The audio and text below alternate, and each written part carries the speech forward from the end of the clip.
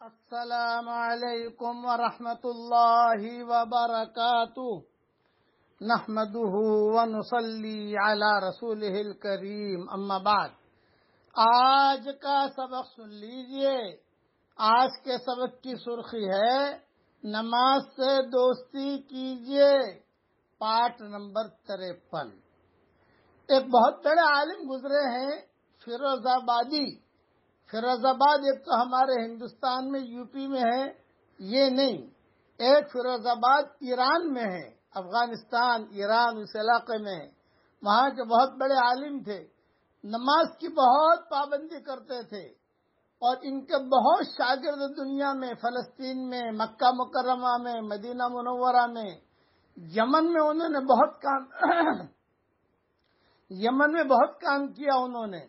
اور علماء نے لکھا ہے، مورخین نے لکھا ہے ان کی تاریخ میں کہ یمن کی زمین اندھی تھی، لیکن فیروز آبادی نے اسے بینا کر دیا، روشنی دے دی اس کو، اور اس کے آنکھوں میں نور آ گیا۔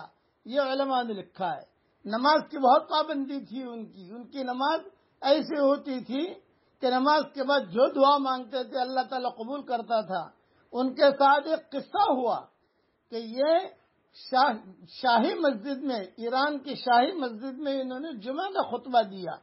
جب جمعہ کا خطبہ دیا تو انہوں نے ابو بکر، عمر، عثمان رضی اللہ تعالی عنہ اور حضرت علی، ان سب کا نام لیا کہ ارحم بامتی و امتی ابو بکر و اشدہم فی امر اللہ عمر وغیرہ۔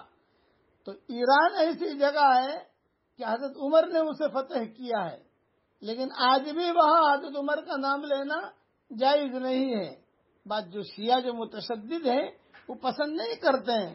انہوں نے شاہی مسجد میں خطبہ دے دیا، بادشاہ بیٹھا ہوا، سارے کے سارے وزیر، سارے کے سارے علماء اور سارے ایرانی، اور انہوں نے خطبہ دے دیا۔ چنانچہ خطبے کے بعد انہیں فوراً پکڑا گیا، اور پکڑ کر بادشاہ نے اعلان کیا کہ اسے برے موت مارو۔ تو برے موت مارنے کا اس زمانے میں ترتیب یہ ہوتی تھی کہ اس کو بہت بڑے پنجرے کے اندر اس جو مجرم ہوتا تھا اسے داخل کر دیتے تھے، اور 8، 9، 10 بھوکے بھیڑیے یا بھوکے کتے جو ہے وہ ڈال دیے جاتے تھے، تو سب کے سامنے وہ نوچ نوچ کر اسے ختم کرتے تھے۔ یہ ترتیب تھی اس زمانے میں۔ چنانچہ ان کو داخل کر دیا گیا، اور پورے بدن پر دہی بھی لگا دی تاکہ کتے جو ہے برابر کھا سکیں، بھیڑیا برابر، بھوکا بھیڑیا اور بھوکا کتا۔ چنانچہ کتابوں میں آتا ہے تو انہوں نے بادشاہ سے کہا مجھے 2 رکعت نماز پڑھنے کا موقع دے دیجیے۔ میں ہاں ضرور پڑھو۔ چنانچہ نماز پڑھ کے دعا مانگی کہ اللہ میں نے تیرے نیک بندوں کی تعریف کی ہے، ابو بکر اچھے تھے، عمر اچھے تھے، عثمان اچھے تھے، علی اچھے تھے، اے اللہ موت تو مجھے آنی ہے، لیکن ایسے موت نہ آئے۔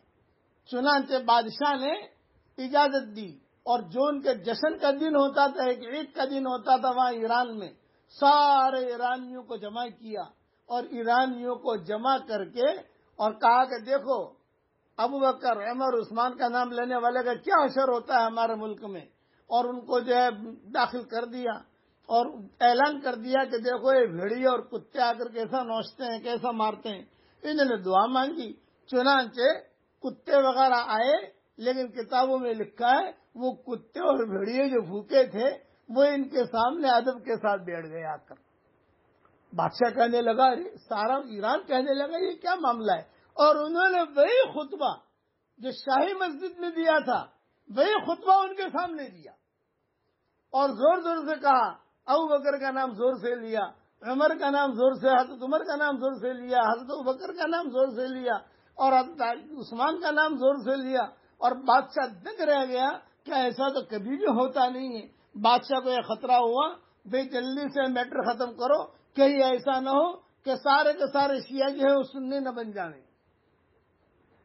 سارے کے سارے کتے بھیڑیے یہ جو ادب کے ساتھ بیٹھ گئے۔ چنانچہ بادشاہ نے کہا بھئی انہیں یہاں سے یعنی در بدر کرو، یہاں سے بھیج دو۔ چنانچہ وہ یمن گئے، اور یمن جا کر انہوں نے کام شروع کیا۔ فیروز آبادی نے، یمن کا بادشاہ ان کا معتقد ہوا اور اپنی بیٹی سے ان کا نکاح کرایا۔ فیروز آبادی کا نماز، یہ نماز تھی کہ 2 رکعت نماز کا موقع دے دو. اس قسم کے قصے بہت ہیں. اس لیے نمازوں کی پابندی کیجیے اور اس کا اہتمام کیجیے. نماز کے ساتھ دوستی رکھیے، یہ بہت ضروری ہے. بہت ان کے شاگرد گزرے ہیں، فقہا نے لکھا ہے، انہوں نے کتاب بھی بہت لکھی ہے. القاموس المحیط ان کی لکھی ہوئی ہے، فیروز آبادی کی. اس کا نام اب مجھے یاد آیا، القاموس المحیط ان کی لکھی ہوئی ہے. اس لیے نمازوں کا اہتمام کیجیے. اللہ تعالی ہم سب کو نماز پڑھنے کی توفیق عطا فرمائے. آمین. وآخر دعوانا ان الحمدللہ رب العالمین.